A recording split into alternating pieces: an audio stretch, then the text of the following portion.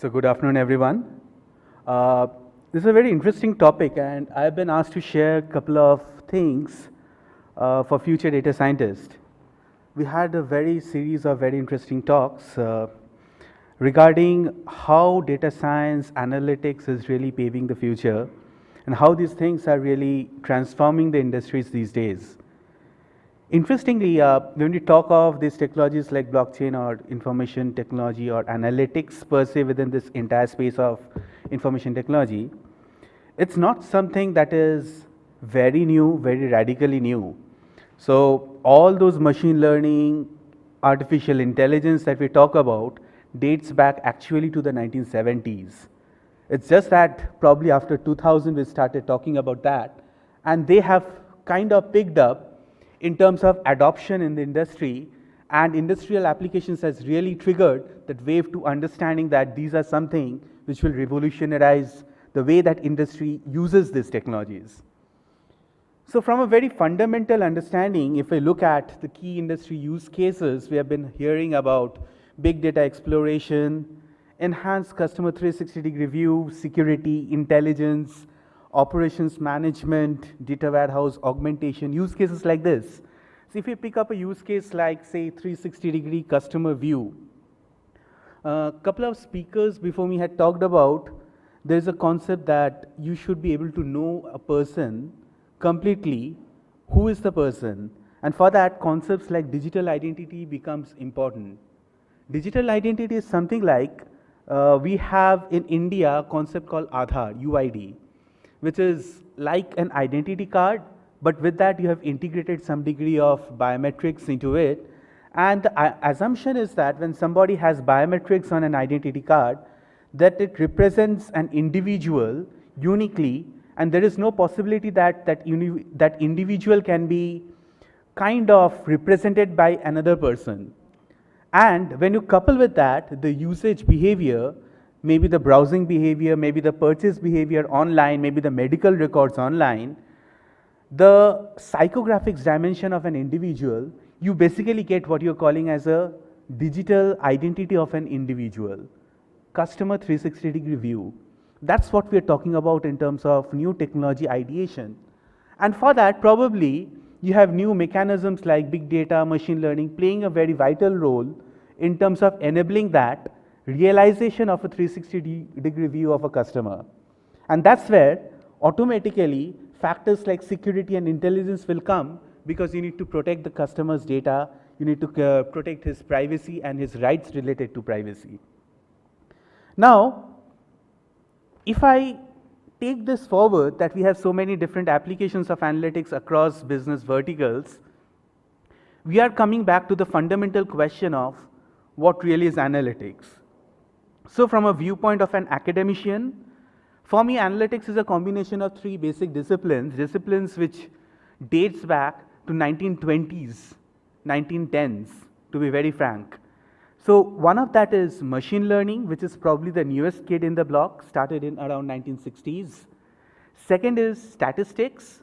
Statistics dates back to 1910, 1920 in terms of a discipline. And the third is operation research, which is also as old as 1905, 1910 in terms of some of the models. Now, where does it really come from? So, if you look at statistics, predominantly it has been brought by statisticians and mathematicians who developed the models of, regression, statistical analysis, all these models in the early 1910s, and then social scientists started using those models for interpreting data, for interpreting behavior, and then predicting something. So statistical models started getting used after the core functionality was developed in the 1910s in something around 1940s and 1950s by social scientists, and that's how statistics started getting its first due recognition that it can do some data analysis and it can give some fundamental understanding. Now, who were those people? They were all training with a fundamental background of maths and stats, and a lot of times economics. Operation research, on the other hand, is typically being brought out by people with a mechanical engineering background. even today, when you have experts in operation research, they are predominantly people who have majored in an area called as industrial engineering. Industrial engineering as an area has been popular from 1950s, 1960s. It is a subset of mechanical engineering, and the people who are experts in operation research, they typically come from production or mechanical engineering and specialize in industrial engineering as a discipline. And operational research typically looks into optimizing complex problems for augmenting the managerial decision making. Now the newest kid in the block is basically machine learning. So machine learning dates back to 1960s and 1970s, when in initial days, couple of algorithms like fuzzy set theory, neural networks, support vector machine, random forest, these algorithms started getting conceptualized.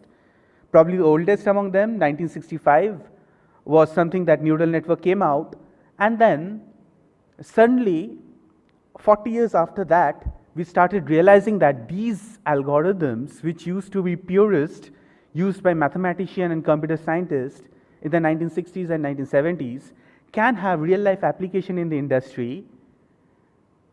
And then suddenly it picked up, people started using it, and then suddenly there is a huge boom for data scientists and people who can use these algorithms. But these algorithms were also popular in industry in the 1980s also. That's how organizations like Walmart really came into having their competitive edge over other competitors like Kmart and all, who did not use these algorithms for prediction at that point of time. But fundamentally, when you look at this, these are the kind of seeds, which were there for over 50 years, 60 years, 70 years from now, and then these started, the interface between them became popular. Only then we started talking about, okay, now a statistician should also know a bit of machine learning. A machine learning expert should also know a little bit of operational research, and an operational research expert should also know a little bit of statistics. So when we started combining these different disciplines which grew, matured in their own silos, we suddenly had the data scientists of the 20th century, which Harvard says that the sexiest job of the century. Now, it's not that these disciplines are not there in early days, but it's just that we have started breaking out of that silos and started moving into combining them so that we can get some actionable insights. So fundamentally, if we talk about these disciplines, at the back end we have what we call as data mining, then on top of that business intelligence, and on top of that some business rules added to it, we get something that we call as business analytics. So data mining is predominantly the mathematical models which are there at the background, the mathematical models which are there, which will operate on the data that you're capturing and make some meaning out of it. After you are able to get the basic operations on the data, how you are combining those operations together to arrive at a specific objective, I'll talk about the objectives later. How you are arriving at those objectives is what business intelligence came. That's the era of 1990s when business intelligence started getting its roots, and the industrial applications of certain companies started seeing that there are applications like SPSS, SAS, companies like IBM started having a complete setup which will look to build business intelligence solutions. But then business intelligence solutions in its essence cannot really do much for the industry. You need to have business rules. The business rules will come from domain knowledge. So when you had people who could combine their domain knowledge into interpreting what is there in business intelligence in terms of objective, then actually the value got realized. When the value got realized, we realized that, okay, this is a huge space. We can create a lot of value by converting many of the things we already knew, but then making it somewhat automatic, kind of creating steps which could be replicated without the intervention of experts into repeatable jobs. If we can do that, if we can automate many of the jobs which do not require an intervention and a certain amount of time help in augmenting the decision making, then probably we are creating value. And that's when business analytics became popular. Now, if you look at the history of business analytics, this is something that is there from Gartner.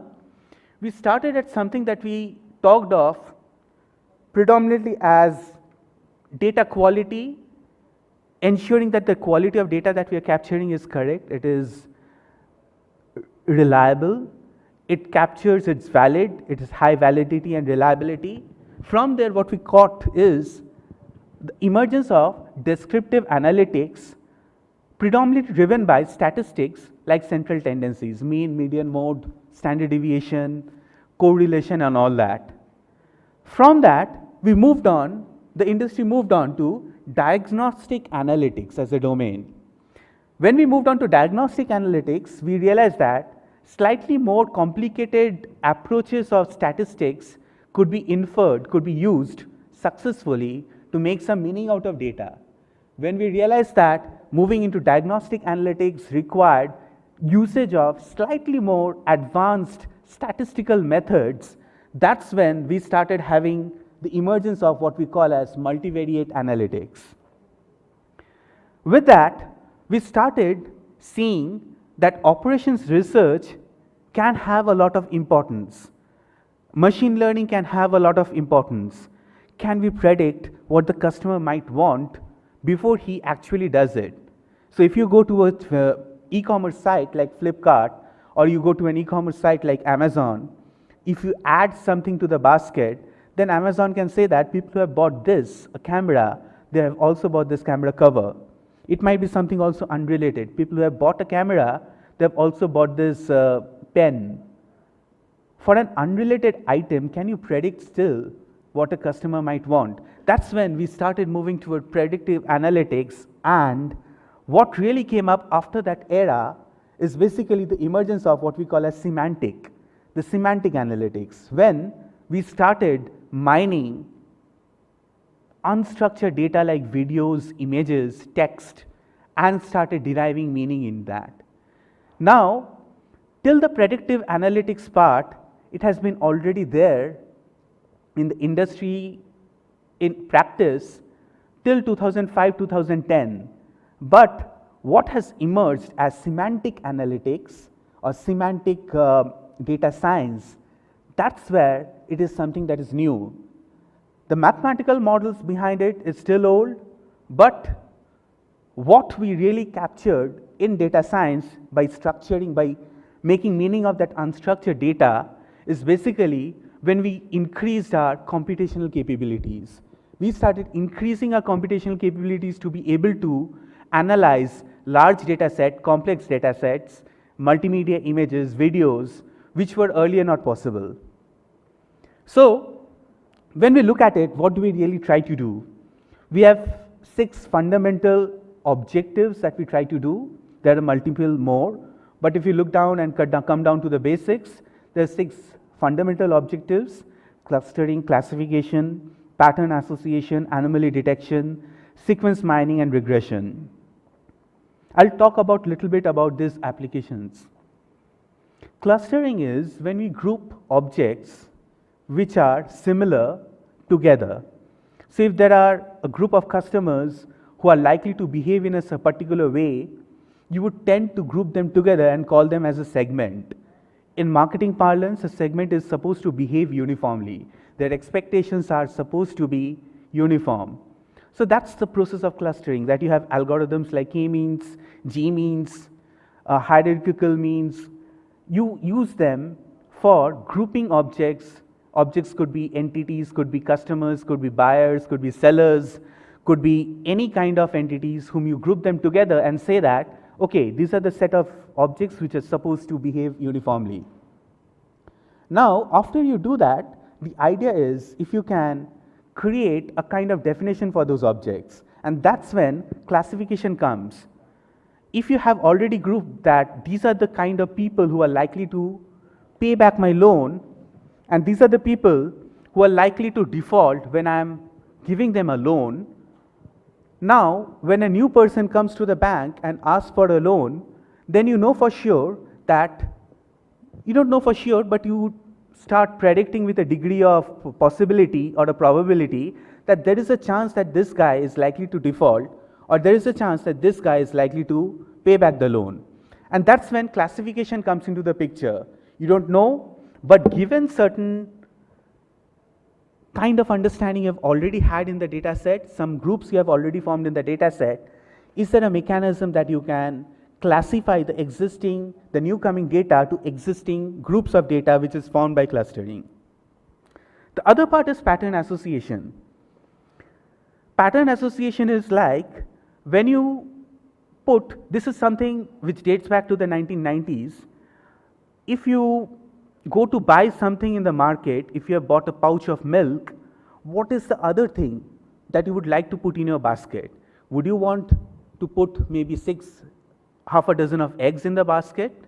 So this dates back to the Walmart, who realized that some of the people would prefer buying certain things together. And in doing that, they started identifying some algorithms. One is called a priori, some algorithms through which you can group certain objects together in terms of purchase behavior. So when you're visiting any news website, is there a possibility that if you like a news item on the website, that you might like another news item just because other people who behave like you also have liked that? That is where pattern association comes into the picture. If you have bought maybe a camera on Flipkart or Amazon, what is the probability you would like to buy another item from the same website and add that? So that's used for cross-selling and upselling.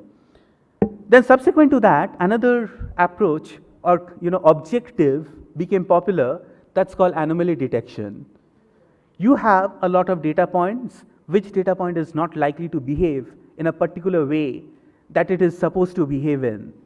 You have 20 people, one of that person is likely to be somebody who is going to cause a problem. You have 300 people waiting in a queue, maybe one of them is a terrorist. How do you identify that one single person? That's what is anomaly detection. Even the case which has been shared with the participant, that's a case for anomaly detection. Sequence mining is, if you're doing something today, what is the likelihood of an event happening after some days or after some months? If you're buying a laptop today, what is the likelihood you might want a charger after 6 months of a particular type? Regression is trying to fit a straight line through multiple events that are happening and trying to predict the future.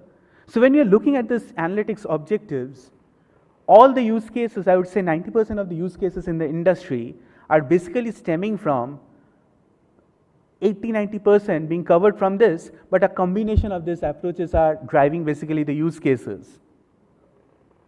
So when you're looking at statistics, as I had earlier mentioned, statistics is something that is fundamentally been there for a very long time, but in solving the problems, it is something that is very useful for individuals to identify what are the data which is relevant.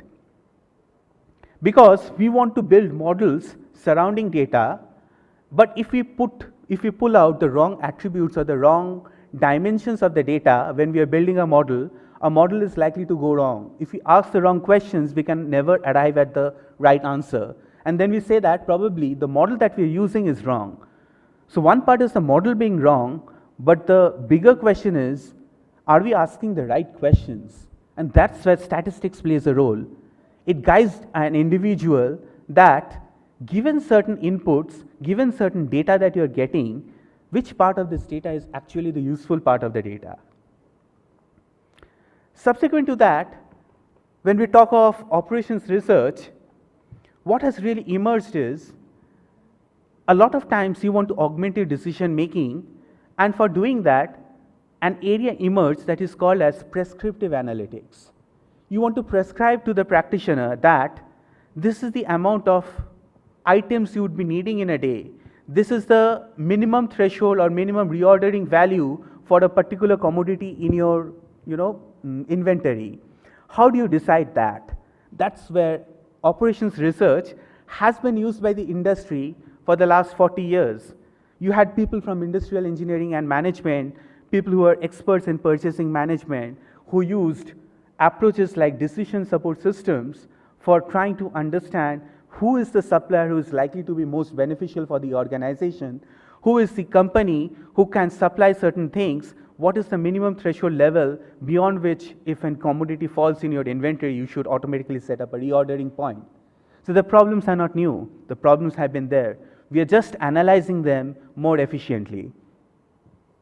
Now, what has really happened with all this analytics buzzwords is that we have started seeing a domain which has become more and more dominant in recent times, artificial intelligence.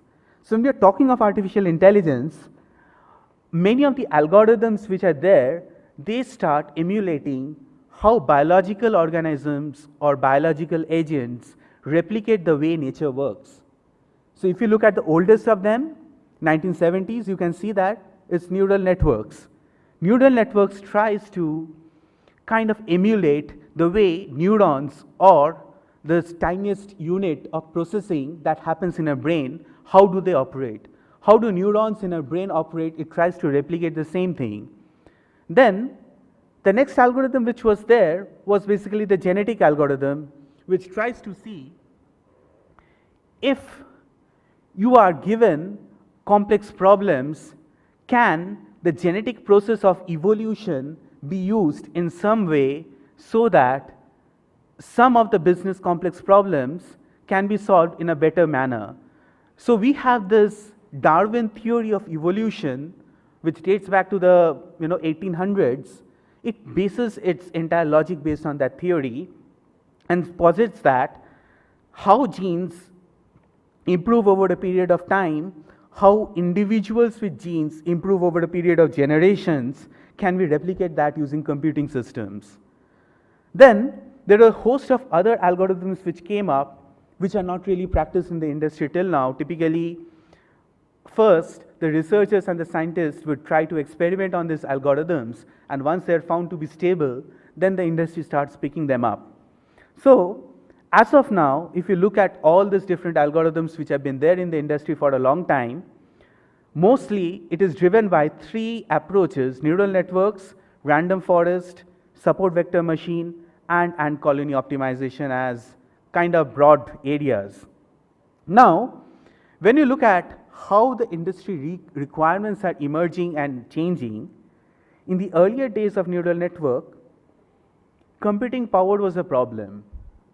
In the 1970s, you used to work out of floppy disk, and even before that, in tapes, in magnetic tapes. Computing power was not there, but now a mobile phone would have that amount of memory, that amount of processing speed, which was there in a desktop 10 years back. And that's how we are increasingly multiplying the capability to compute. Now, with that increased capability to compute, what is emerging is that these algorithms, which were not really creating any value in the 1970s because they were still at an abstract phase, they were conceptualized, but implementation was difficult because there was no ecosystem to produce that kind of hardware. What we really realized is, with the GPUs and the super fast computing mechanisms coming out, now we can have neural networks which are very efficient and can be implemented very well. And that's when organizations started bringing out multi-level neural networks, which we today call as deep learning. Or you have convoluted neural networks, which are again a slight variation of neural network. How is it slightly different? You just increase the size of the neural network. And computationally, they're giving fantastic results purely because we are having the ecosystem of people who can use them, who can interpret them, who can design them, who can code them, and also the ecosystem players of hardware manufacturers who can really create the platform on which they can run. Now, what has happened in that? The challenges in such an ecosystem is, firstly, the individuals who are coming in from a pure computer science background, they're unable to understand the challenges of the domain. They're unable to interpret what the domain requirements are. If you're asking the right factors for the modeling, then even if you're asking the right questions, you're capturing the right data, what is the right model? What is the right model that should be used for analysis of that data? That becomes a problem. Identifying the algorithm becomes a problem. Even if you're identifying the algorithm, the other problem which comes out is the algorithm which you have defined, which you have used, which you have trained, that is suitable for a specific data set. You have used a problem statement, you have used some data which is probably on Japan, you cannot expect the model to work on India because the behavior of the data is different. The analytics does not get into explaining why the data behavior is different, and that's where individuals, experts, come into the picture. Analytics will help to augment that decision making, but it cannot really replace the experts. Here, when you're talking of overfitting of the algorithm, it will explain probably why certain data is there, how is it behaving in a certain manner, but when you change that algorithm and give another set of data to really work on it, it's not able to explain that. Then there is a problem of data imbalance. You train a model, there are some factors which belong to a particular class, another set factors which are very ill representative in that data set. What is the challenge in terms of measurement of outcome? Is that time complexity, resources, computational problems? How do you capture that? That's also a big problem. In terms of accuracy, if you're predicting something, how do you create a system in which you decide what to prioritize? Should you prioritize for type 1 error or should you prioritize type 2 error? Should you error in terms of on the positive side or should you make an error in judgment on the negative side? The model's explanatory power. How is that model valid over different data sets? The generalizability of the model. These become some of the challenges that the industry is replicating and in the industry is actually struggling to understand. And most of these challenges comes because the people who are experts in analytics, either they're coming from a functional area of background, the other set of people coming in from the technical area of background, and there is no way that these two groups can talk with each other very effectively so that they can communicate what are the challenges they are facing with each other. And the silos of behavior is what creates most of the problems in creating the value in analytics even now. So with that, we see that with more maturity, maybe in the decades, in 5 years, 10 years, we'll see that the realization of the value will be possible, and in a period of 5 years, 10 years, we'll see that the actual value of analytics will be realized by across all organizations which are trying to leverage on this wave. As of now, very few industries are actually leveraging on this wave extensively in terms of predictive analytics, and in terms of semantic, it's very few, even more fewer organizations. But as we move towards that maturity as industry, as we move towards more maturity in terms of practices in analytics, probably we'll see that once these challenges are being addressed. With this, I'll stop my lecture. Thank you.